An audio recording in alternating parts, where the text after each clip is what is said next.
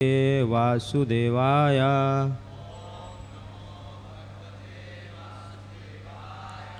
ओम नमो भगवते वासुदेवाय।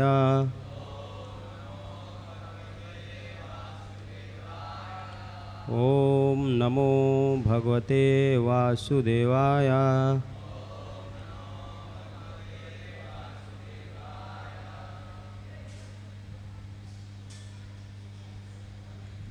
तो श्लोक दोहराएंगे। गेया स नित्य सन्यासी यो न द्वेष्टि न कांक्षति निर्द्वंदो हि महाबाहो सुखम बंधात् प्रमुच्यते। गेया स नित्य सन्यासी या न द्वेष्टि न कांक्षति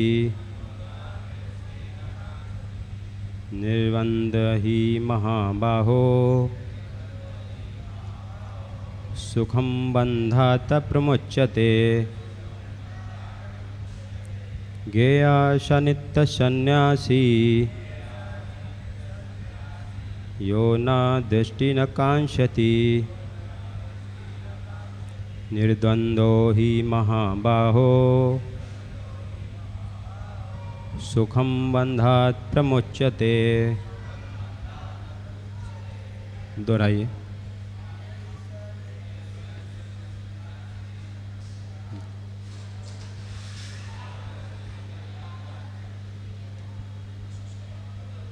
निर्द्वंदो हि महाबाहो सुखम बंधात् प्रमुच्यते। गेया स नित्य सन्यासी होया न हित्सति न कांक्षति निर्द्वंदो हि महाबाहो हम संधात् न प्रमुच्यते। गेया स नित्य सन्यासी यो न द्वेष्टि न कांक्षति निर्द्वंदो हि महाबाहो सुखम बंधात् प्रमुच्यते। गेया स नित्य सन्यासी यो न द्वेष्टि न कांक्षति निर्द्वंदो हि महाबाहो सुखम बंधात् प्रमुच्यते। गेया स नित्य सन्यासी यो न द्वेष्टि न कांक्षति निर्द्वंदो हि महाबाहो सुखम बंधात् प्रमुच्यते। गेया स नित्य सन्यासी यो न दृष्टि न कांक्षति निर्द्वंदो हि महाबाहो सुखम बंधात् प्रमुच्यते। गेया स नित्य सन्यासी यो न दृष्टि न कांक्षति निर्द्वंदो हि महाबाहो न बंधात् प्रमुच्यते। शब्दार्थ अर्थ एवं तात्पर्य शिला ऐसी भक्तिवेदांत स्वामी शिला प्रभुपाद जी के द्वारा। शिला प्रभुपाद की जय। शब्दार्थ गेया जानना चाहिए, सा वह नित्य सदैव सन्यासी सन्यासी या जो ना कभी नहीं दृष्टि घृणा करता है ना तो कांक्षति इच्छा करता है निर्द्वंद समस्त द्वैतताओं से मुक्त ही निश्चय ही महाबाहो, हे बलिष्ठ भुजाओं वाले, सुखम सुखपूर्वक बंधात बंधन से प्रमुच्यते पूर्णतः मुक्त हो जाता है। अर्थ,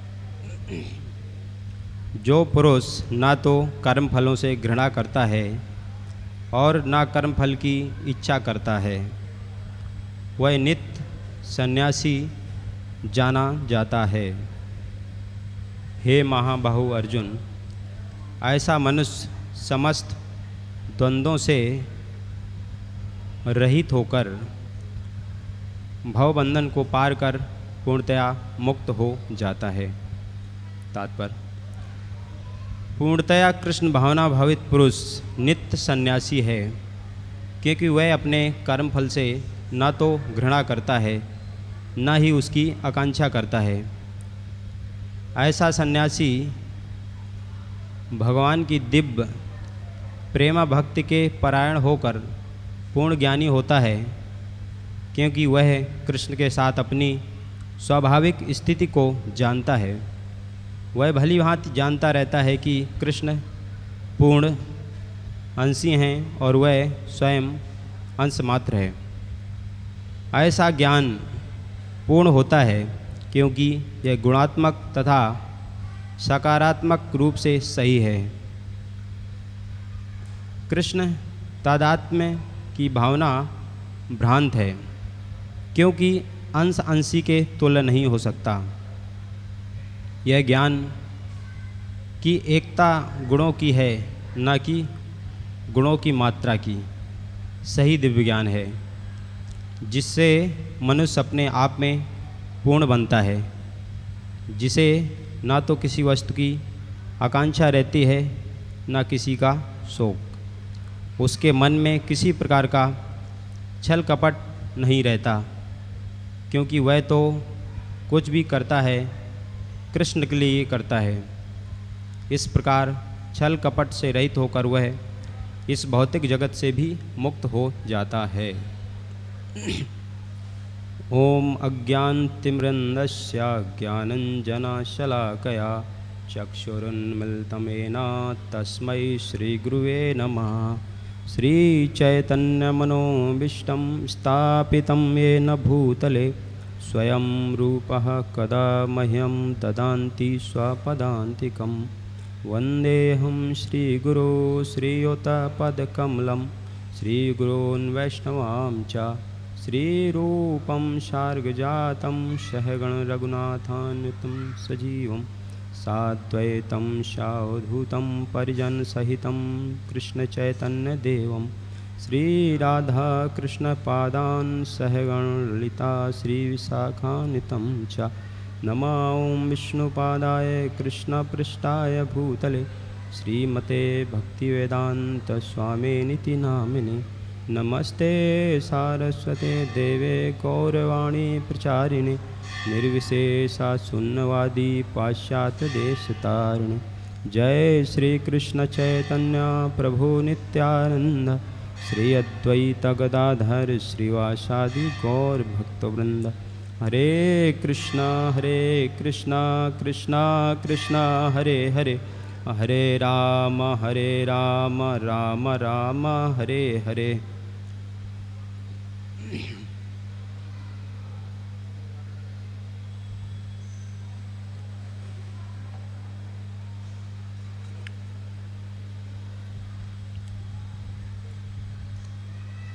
हरे कृष्णा।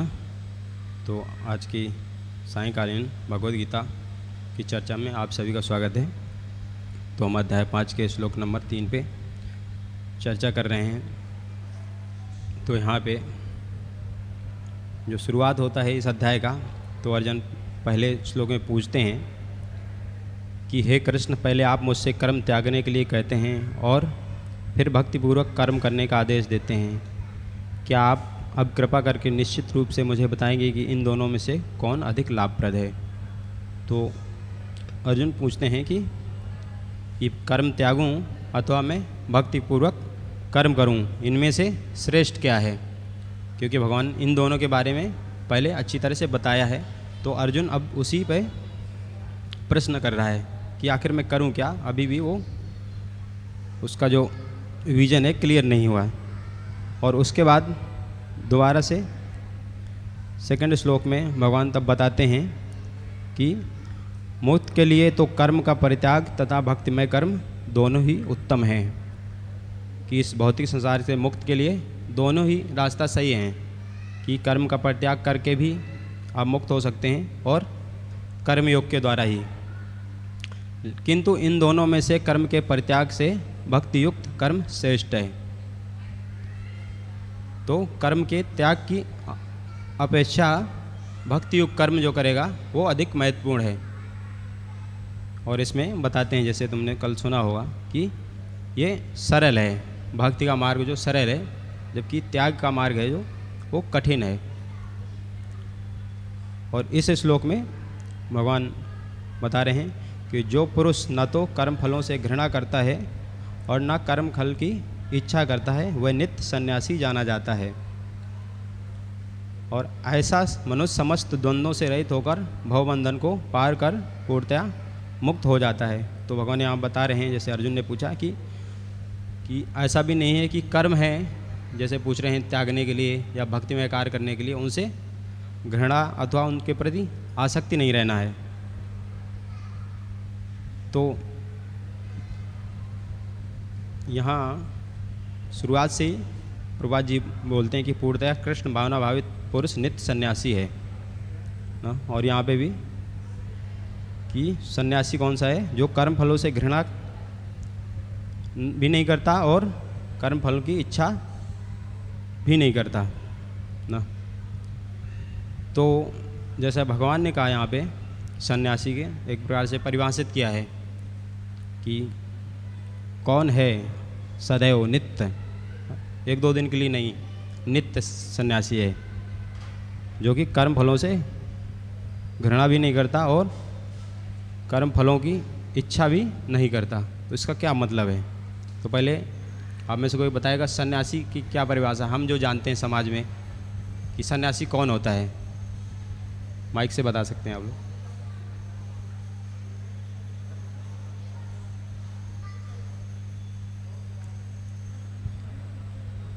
कि सन्यासी का मतलब क्या है, या सन्यासी शब्द कहाँ से आया ना। हमने जो पढ़ा है वो भगवान जो बोल रहे हैं उससे मैच करता है कि नहीं करता, मतलब जो हमारे बुद्धि में और विवेक में जो सन्यासी की परिभाषा है वो और यहाँ पे जो भगवान बता रहे हैं उनमें क्या अंतर है? सामान्य धारणा तो ये रहती है कि जो घर को त्याग देता है और गेरुआ वस्त्र पहन लेता है, सब कुछ छोड़ दिया है, उसको सन्यासी बोला जाता है। सामान्यतः लोगों के मन में यही धारणा रहती है। लेकिन भगवद गीता के अनुसार तो जो भगवान की सेवा में लगा है वो सन्यासी है। और कोई?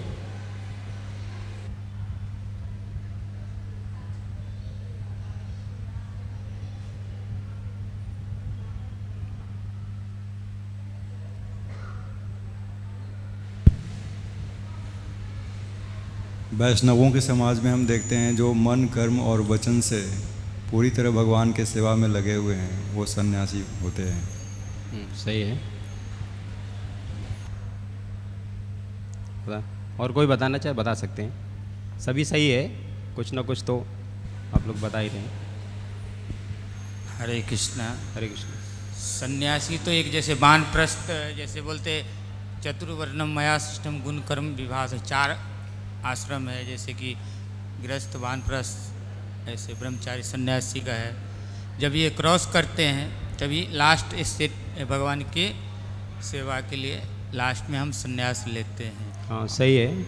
तो जो हमारा वैदिक सभ्यता है या जो बोलते हैं सनातन धर्म है उसमें, और भगवान भगवद गीता में बोलते हैं, जैसे आपने बताया कि चतुर्वर्णम मया सृष्टम गुण कर्म विभागसा, कि जो 4 वर्ण और 4 आश्रम हैं गुण और कर्मों के आधार पे विभाजित किया गया है। बताना चाहते हैं कुछ? तो इसमें वर्ण और आश्रम, तो जो आश्रम है उनको 4 भागों में विभाजित किया गया है। ब्रह्मचारी और गृहस्थ, वानप्रस्थ और सन्यासी। तो जो इस आश्रम, वैदिक सिस्टम के आश्रम में जो सबसे ऊपरी स्तर है वो सन्यास है। उस पर बहुत ही सम्मानीय पद है। वो जो है, एक तो बाकी जो आश्रम है ब्रह्मचारी, गृहस्थ और वानप्रस्थ, इनसे ऊपर है और इनको गाइड करते हैं, उनको दिखाते हैं रास्ता कि कैसे चलना चाहिए ना। तो जैसे हम समाज में देखते हैं तो ये सिर्फ वस्त्रों के लिए नहीं है कि लाल कपड़ा पहन लिया ना, उससे ऊपर है कि उसके, जैसे यहाँ पे बताया, गुण और कर्मों के आधार पे ना। और उन्हीं गुण और कर्मों में यहाँ पे जैसे भगवान बनाते हैं तो ये भी गुण है कि वो उसके अंदर द्वेष नहीं रहना चाहिए और इच्छा नहीं रहना चाहिए। द्वेष मतलब किसी भी के प्रति ईर्ष्या का भाव नहीं रहना चाहिए, और इच्छा या कामना का मतलब है कि अपने लिए इच्छा नहीं रहना चाहिए, अपनी इंद्र तृप्ति के लिए इच्छा नहीं रहनी चाहिए। क्योंकि प्रभात जी बोलते हैं कि कोई भी जीव डिजायरलेस, मतलब इच्छा के बिना नहीं रह सकता है। अगर वो इच्छा नहीं है उसके अंदर तो मतलब कि वो मृत्यु हो चुकी है, डेड बॉडी है, तभी उसके अंदर इच्छा नहीं रहेगी। अगर जीवित प्राणी है, कोई भी जीवात्मा का वो नेचर है, स्वाभाविक वो है कि उसके अंदर इच्छा रहेगी ही। क्योंकि इस पे प्रभा जी बताते हैं कि जीव भगवान का अंश है और भगवान पूर्ण है। तो और उसके आधार पे उसकी स्थिति है कि जीवरे स्वरूप कृष्ण नित्यदास। तो भगवान कृष्ण की सेवा के लिए वो हमेशा इच्छा उसके अंदर रहेगी और अलग अलग प्रकार से इच्छा करेगा भगवान की सेवा। तो जो भी इच्छा रहेगी सन्यासी की, तो वो भगवान को केंद्र में रख करके रहेगी। वो अपने इंद्रियों के लिए, भोग के लिए इच्छा नहीं रहेगी, जबकि भगवान को सेवा के लिए, भगवान को अर्पण करने के लिए इच्छा रहेगी कि किस तरह से भगवान के प्रति वो कार्य कर सके। जबकि आजकल हम देखते हैं समाज में या बाहर बहुत सारी जगह तो सन्यास रह के जंगल चले जाते हैं। पहले जाते थे जैसे जंगल, एकांत में ध्यान करते हैं, कुटी बना लेते हैं ना, लेकिन वो इतना कठिन है कि वो कर नहीं पाते। जबकि वहीं पे जो यहाँ पे बताया गया है कि कर्मयोग ना, कि भगवान के प्रति कर्म लेकर के, भले तो वो सिंपल है, भजन कर सकता है, लेकिन हम देख भी सकते हैं बहुत सारे एग्जाम्पल मिल जाएंगे जो कि हिमालय में या बाहर गए अलग अलग यज्ञ तप करने, एकांत में भजन करने, कुछ समय बाद वो वापस आ जाते हैं और फिर से भौतिक संसार में अलग अलग व्यापार बिजनेस करते हैं या राजनीति में चले जाते हैं ना। और क्योंकि वो उससे उनको पूर्णता नहीं मिली, वैराग का वो लिया था लेकिन वो कलयुग में पॉसिबल नहीं हुआ। तो इसके लिए भगवान ये प्रोसेस बता रहे हैं कि संसार में रह करके और भगवान के प्रति कार्य करके में लग सकते हैं अपने इंद्रियों को और बाकी अपनी शक्ति को, और जो भी करें भगवान के लिए करें और इसी में बड़ी आसानी से और सुखपूर्वक मुक्त हो सकते हैं। बहुत सारे लोगों ने सुना होगा, जैसे प्रभात जी बोलते हैं कि भगवान की जो भी क्रिएशन है, जो भी हम देखते हैं, तो सारी सृष्टि भगवान ने उत्पन्न की है, तो सारी शक्तियाँ भगवान की हैं ना। तो सन्यासी का या भक्त का यही कर्तव्य है कि उसको पुनः भगवान की सेवा में करे। प्रभा जी बोलते हैं कि लक्ष्मी है, सभी लोग लक्ष्मी चाहते हैं, पैसा चाहते हैं ना, लेकिन नारायण कोई नहीं चाहता है। लेकिन असली साधु वही है ना, या भक्त वही है जो लक्ष्मी को नारायण की सेवा में लगाए। और इसीलिए प्रभुपाद जी बोलते हैं कि हम ये नहीं कहते कि नहीं हमको पैसा नहीं चाहिए, हम पैसे से दूर रहते हैं, ऐसा नहीं है। हम तो चाहते हैं आप दो, हमको पैसा दो जितना भी है तुम्हारे पास, और हम उसको भगवान की सेवा में लगाएंगे। किस तरह? अलग अलग मंदिर बनाएंगे, संकीर्तन करेंगे, बुक छापेंगे। और यही हमारे आचार्यों ने किया है। जो भी गुरु परंपरा में देखेंगे, जैसे रूप गोस्वामी, सनातन गोस्वामी थे, तो ये एक बहुत बड़े मिनिस्टर थे राजा के, बहुत पैसा था, बहुत विद्वान थे ना, लेकिन तब भी सिर्फ भगवान की सेवा के लिए ना। हम रोज़ सुबह पढ़ते हैं षड्वासी में अष्टकम, उसमें बोलते हैं त्यक्ता तूड़म अशेष मंडलपति, कि वो बहुत मंडलपति थे, बहुत अमीर लोग थे, लेकिन वो सब कुछ त्याग दिए। और पहले ही इस श्लोक में आता है किस तरह लोगों के हित के लिए, और वो सभी के प्रति प्रेम था, नित मत्सरा थे, किसी के प्रति ईर्ष्या नहीं थी। तो उस तरह की भावना के साथ उन्होंने उसको त्यागा और वृंदावन में गए। अपना हर चीज़, धन या वो है जो पदवी, उसको त्याग दिया और वृंदावन में एक सिंपल साधु के रूप में रहे। और वहाँ पे भी जब कोई उनको देने के आया, उन्होंने मना नहीं किया किसी को भी। जैसे रूप गोस्वामी के पास एक बहुत बड़े व्यापारी आए और बोले मैं भगवान की सेवा में कुछ सेवा करना चाहता हूँ। तो रूप गोस्वामी ने बोला ठीक है, भगवान के लिए मंदिर बनाओ। तो हम देखते हैं वृंदावन में जैसे गोविंद देव जी का मंदिर है, मदन मोहन जी का मंदिर है। तो ये रूप गोस्वामी, सनातन गोस्वामी ने ऐसे ही बनाया ना, उन्होंने उसको नकारा नहीं। लेकिन ये ध्यान रखा, रूप गोस्वामी बताते हैं भी हैं कि भक्ति रसामृत सिंधु में कि वो अनासक्त विषया, कि वो विषयों से जो भी भोग का सामग्री है, पैसे है, आरामदायक स्थिति है, उस पर आसक्त नहीं हुए। यहाँ तक कि प्रत्येक दिन जो गोस्वामी थे एक वृक्ष पे रहते थे पहले दिन, दूसरे दिन दूसरे वृक्ष के नीचे रहते थे। उनका स्थान भी नहीं था, मकान भी नहीं था, एक निश्चित जगह नहीं थी। इतना त्याग था उनके अंदर कि एक जगह रुकते ही नहीं थे। लेकिन वहीं पे भगवान की सेवा में क्या करते थे, प्रिंसिपल दिया उन्होंने कि युक्त वैराग्य का, कि कोई भी चीज़ हो वो भगवान की सेवा में लगाएंगे। और हम देखते हैं कि प्रभुपाद जी के जीवन में और भक्ति सिद्धांत सरस्वती गोस्वामी के जीवन में कि उन्होंने उन आदेशों का पालन किया। और जो भी था, सुविधाएं थी ना, कि अच्छी अच्छी गाड़ियों से चलना और अच्छे अच्छे मंदिर बहुत शानदार बनाना। और वो किस लिए, प्रभुपाद जी बोलते भी हैं एक इंटरव्यू में, जब उनसे पत्रकार पूछता है कि आप तो साधु हैं और इतने विशाल विशाल मंदिर और बड़ी बड़ी गाड़ियों में क्यों चलते हैं ना, तो प्रभुपाद जी बोलते हैं अगर मेरे लिए कोई प्रॉब्लम नहीं है ना, मैं तो एक पेड़ के नीचे भी भजन कर सकता था। लेकिन अगर एक पेड़ के नीचे भजन कर रहा होता मैं, और तुम देख भी सकते हो हज़ारों साधु पेड़ के नीचे भजन करते मिल जाएंगे, लेकिन उनके पास बोले आप नहीं जाते वहाँ पे, रिपोर्टर ना, न्यूज़ रिपोर्टर उनके पास नहीं जाता। अगर वो ऐसी स्थिति होते, मैं इस स्थिति में, इसके लिए तुम आए हो मेरे पास। और इस तरह से कि वो भगवान की सेवा में लगाने के लिए वो ऐसा कर रहे हैं, ना कि अपने भोग के लिए।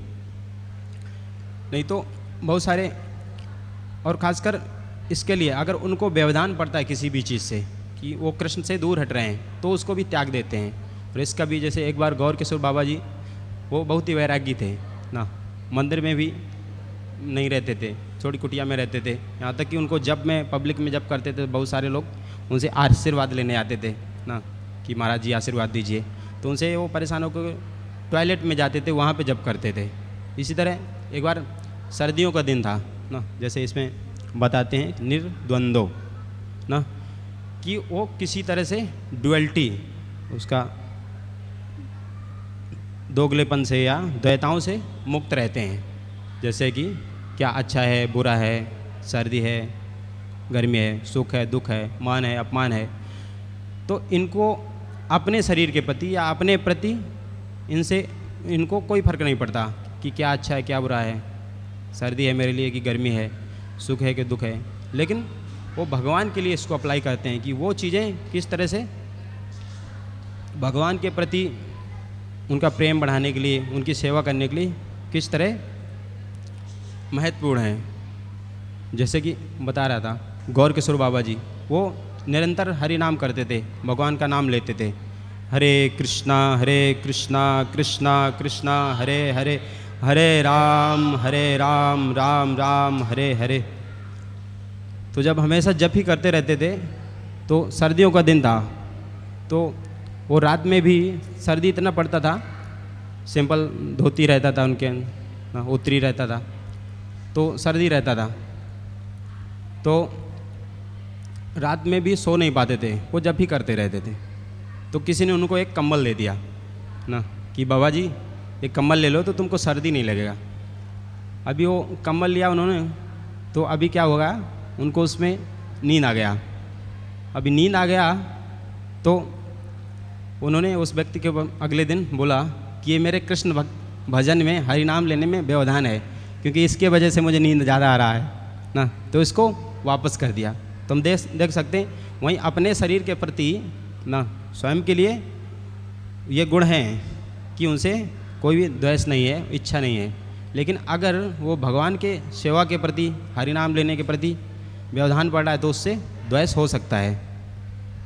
तो इस तरह बाकी भी चीज़ें देखेंगे कि किस तरह से भक्त लोग कितना भी ना, यहाँ तो इतना मौसम सही रहता है बहुत सारी जगह, अभी जैसे गर्मी पड़ रहा है बहुत जगह ना, इस तरह सर्दियों में बहुत माइनस में टेम्परेचर पहुँच जाता है कई देशों में, लेकिन भक्त लोग तब भी मंगल आरती उसी समय पे करते हैं, बुक डिस्ट्रीब्यूशन करने पे जाते हैं। क्यों?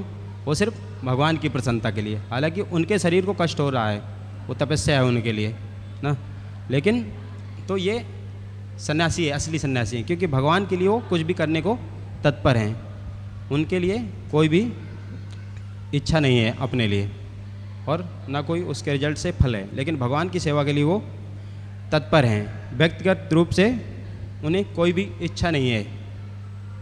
जब ये हरे कृष्णा लैंड जू का संघर्ष चल रहा था और लैंड फाइनली मिल गया था, तो यहाँ पे बहुत सारे किराएदार थे, तो फाइनल हुआ था जैसे इधर मंदिर बनना है, तो मंदिर के जस्ट पीछे बहुत सारे बिल्डिंग पीछे थी, ABC करके 3 बिल्डिंग पीछे थी, लेकिन यहाँ पे एक कॉटेज था ना, उस पर मिस्टर रतन पारकी जी का था, तो उसका डीलिंग हो गया था। वैसे जब मिस्टर नायर थे तो उस समय भी नायर ने उनसे बोला था कि हम तुम्हें इतना पैसा दे देंगे और साथ में बाहर दूसरी जगह ज़मीन भी दे देंगे और घर बना के दे देंगे, तो तुम उधर पे शिफ्ट हो जाना। तो वो फाइनल कर लिया था, ठीक है हो जाएंगे। अभी जब हाँ इस्कॉन ने, प्रवास जी ने ज़मीन मिल गया ना, जो मिसेज नायर थी उन्होंने साइन कर दिया, पूरा वो कर दिया, पैसा भी दे दिया गया, तो अभी उनका घर उधर ही था जहाँ से हमें मंदिर का न्यू शुरुआत करना था ना, भगवान का ऑल्टर बनना था उसके बाजू में। तो वो व्यक्ति ऐसे थे, बहुत ही दिखाने वाले थे कि नहीं हम सभी सम्मानित थे, वो पहलवान भी थे, कुश्ती वगैरह लड़ते थे ना, तो वो बोले कि वो डीलिंग के लिए, मतलब फाइनल के लिए मैं उधर नहीं आऊँगा इस्कॉन में, स्वामी जी को मेरे घर पे आना पड़ेगा ना। तो जबकि उनको पता था कि स्वामी जी इतने महान प्रसिद्ध हैं ना, उनके पास जाना चाहिए, लेकिन तब भी वो सिर्फ इसके लिए ताकि लोग, दूसरे लोग देखें कि देखो कितना पावर वाला आदमी है, मतलब कितना उसके स्वाभिमान है उसके अंदर, तब भी स्वामी जाए। तो प्रभात जी राजी हो गए और प्रभात जी उनके घर गए स्वयं ना, तो घर गए तो उनका घर छोटा था, यहाँ पे दूसरे लोग रहते थे उनके परिवार वाले, बाहर भी घर था, तो छोटा घर था, तब भी उन्होंने पूरा सफाई किया था, बढ़िया से चेयर वो किया था और प्रभात जी का बढ़िया से स्वागत किया और सभी को दिखाया, देखो इतने महान संत जो पूरे विश्व में कृष्ण भावना का प्रचार करते हैं मेरे छोटे से घर में आए हैं ना। तो ये दिखाया और बाद में कुछ वो भी हुआ कि वो बता नहीं रहे थे कि कितना पैसा लेंगे उसका कॉटेज का और दे करके छोड़ देंगे, और फिर फाइनली प्रभुपाद जी वहाँ पे नाराज़ भी हो गए और उनको दिया, उन्होंने बोला कि 30,000 रुपये दे दो तो हम छोड़ देंगे, वो राज़ी हो गए। लेकिन उसके बाद एक और उन्होंने कंडीशन रखी कि उस पे जो यहाँ पे मकान था उनकी माता जी रहती थी और माता जी का 5 साल पहले देहांत हो गया था ना, तो बोले अभी उस कॉटेज में माता जी का फ़ोटो है ना, और वो माता जी का उनकी फ़ोटो है, तो प्रभुपाद जी स्वयं उस फ़ोटो को ले करके हमारे नए घर तक कीर्तन के साथ छोड़ने आए, ये कंडीशन रखी। कंडीशन अच्छी थी ना, लेकिन सोचो कि प्रभुपाद जी इसके लिए भी राजी हो गए। फाउंडर आचार्य हैं इस्कॉन के, कोई भी भक्त लोग भी बोल सकते थे कि ठीक है भक्त लोग छोड़ देंगे, लेकिन नहीं, वो बोला नहीं, प्रभुपाद जी स्वयं उसकी फ़ोटो को पकड़े हैं और सम्मान के साथ निकालें, ताकि लोग ये नहीं कहें नहीं इनको पैसा देकर या लात मार के निकाल दिया गया है इस लैंड से। उनको बहुत सम्मान के साथ इनको विदा किया गया है, बहुत ऐसा वो चाहते थे।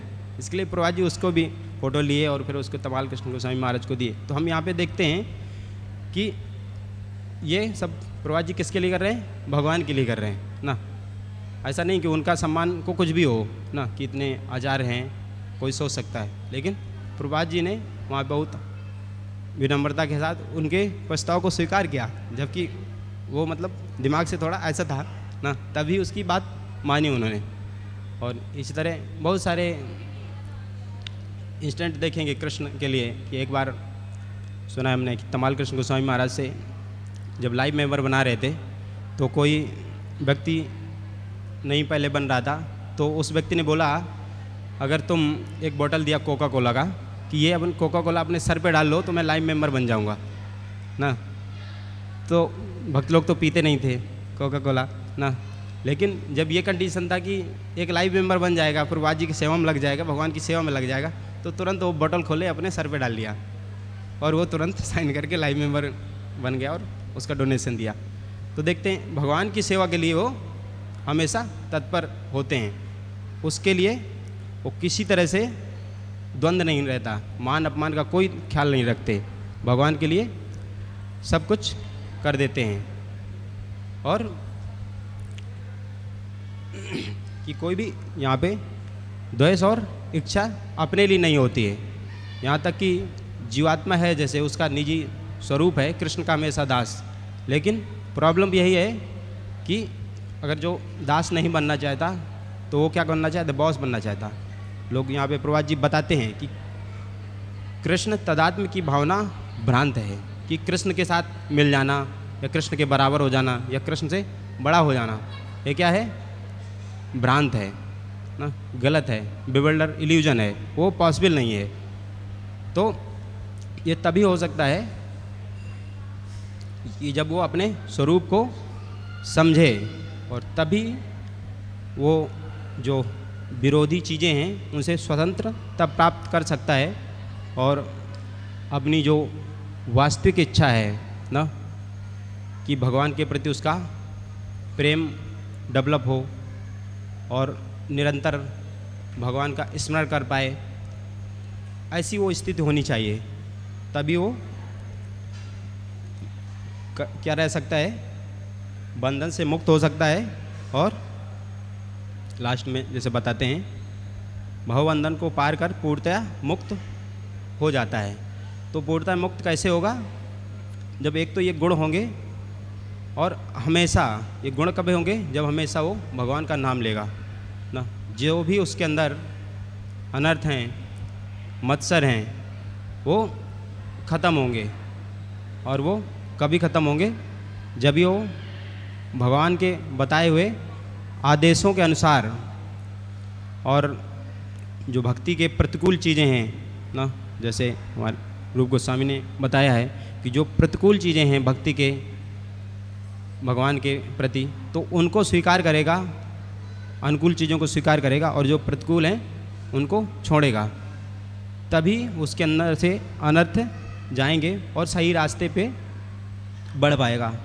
नहीं तो अगर ये नहीं करते जो, तो प्रभुपाद जी बहुत सारे लेक्चर में बोलते हैं कि वो फाल्गु वैरागी कहलाएंगे, कि ड्रेस तो पहन लेंगे जैसे इन्होंने बताया कि लाल कपड़ा पहन लेंगे, और हम देखते हैं कितने सारे लाल कपड़ा पहन के अलग अलग चीज़ों में लगे रहते हैं, बिजनेस करते हैं, गलत कार्य करते हैं, पापपूर्ण कार्य करते हैं। तो ये उसी तरह हो फाल्गु वैराग हैं, जैसे कि प्रभुपाद जी बताते हैं बंदर वैराग ना, कि बंदर कहाँ रहता है?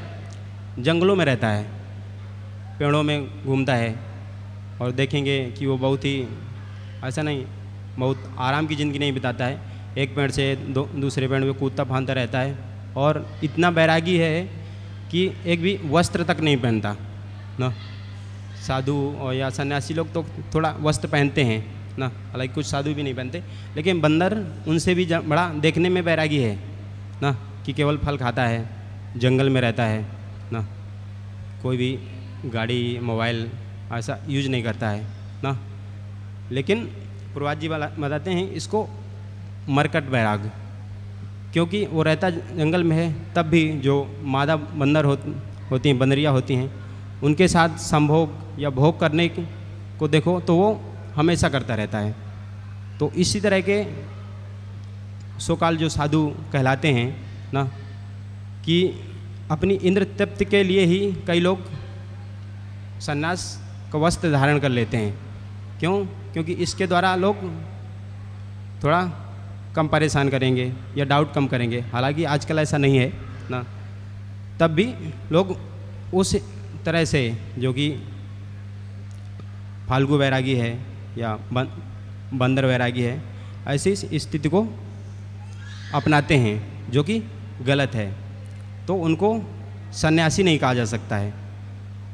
और वहीं पे भले वो ग्रस्त जीवन में है, वानप्रस्थ जीवन में है, लेकिन उसके अंदर ये गुण है कि अपनी वो पूरी हर तरह से मनसा वाचा कर्मणा, मन से हमेशा भगवान का चिंतन करता है। जो कर्म करता है उनका जो फल मिलता है वो भगवान को अर्पण करता है। वो किसी प्रकार का फल है, उस पर कोई आसक्ति नहीं रहती है। और हम देखते हैं कितने सारे प्रभात जी के शिष्य थे ना, कि उनका जो भी प्रभात जी बोलते थे कि नहीं तुम जॉब करो, इसको उनकी ज़रूरत है, तो जॉब करते थे। उनको जो भी सैलरी मिलता था वो पूरा प्रभात जी को देते थे। उसके बाद प्रभात जी उससे निकाल के कुछ खर्च के लिए देते थे। तो इसको और प्रभात जी बोलते थे कि ये असली सन्यासी हैं, क्योंकि भले वो इंगेज हैं कर्म में, लेकिन भगवान को केंद्र में करके पूरे दिन रात मेहनत करते हैं, लेकिन तब भी उसका जो रिजल्ट है उससे कोई भी आसक्ति नहीं है और ना किसी से द्वेष है। वो पूरी तरह से गुरु को अर्पण कर दिया कि हाँ तुम इसको कृष्ण भावनामृत में लगाओ, सेवा में लगाओ, और वही असली सन्यासी है। और यही देखते हैं। और वो तभी हो सकता है कि जब हम अच्छी तरह से ध्यानपूर्वक जप करें ना, शास्त्र को पढ़ें, सेवा करें और इन नियमों का पालन करें, तभी हम उस स्तर पे पहुंच सकते हैं। और इसीलिए चैतन्य महाप्रभु ने जो ब्रज की गोपियां थी उनकी उपमा दी, उनको बताया है कि एक्चुअली में ये भगवान के परम भक्त थे, क्योंकि उन्होंने जो वैराग्य का उदाहरण है, उन्होंने एक हाईएस्ट लेवल जो बोलते हैं उसको दिखाया है ना, कि जो ब्रज की बधू थी उनके परिवार वाले, घर वाले सभी लोग थे, तब भी वो सिर्फ कृष्ण को उनकी बांसुरी सुनते ही सबको त्याग करके भगवान से मिलने जाती थी। तो ये कंडीशन है कि मतलब जो असली साधु है, सन्यासी है, वो अपनी कोई भी इच्छा नहीं रखेगा, अपना भोग का कोई कामना नहीं करेगा, सारा भगवान के लिए करेगा, और तभी वो वास्तविक सन्यासी है। तो हमें इनको अपनाना चाहिए और बहुत ही ध्यानपूर्वक भगवान का गुणगान करना चाहिए। और भगवान का स्वागत करने के लिए हम भगवान का नाम लेंगे। हरे कृष्णा कृष्णा कृष्णा हरे हरे, हरे राम राम राम हरे हरे। सभी लोग जोर से बोलिए, हरे कृष्णा कृष्णा कृष्णा हरे हरे, हरे राम राम राम हरे हरे, हरे कृष्णा कृष्णा कृष्णा हरे हरे, हरे राम राम राम हरे हरे।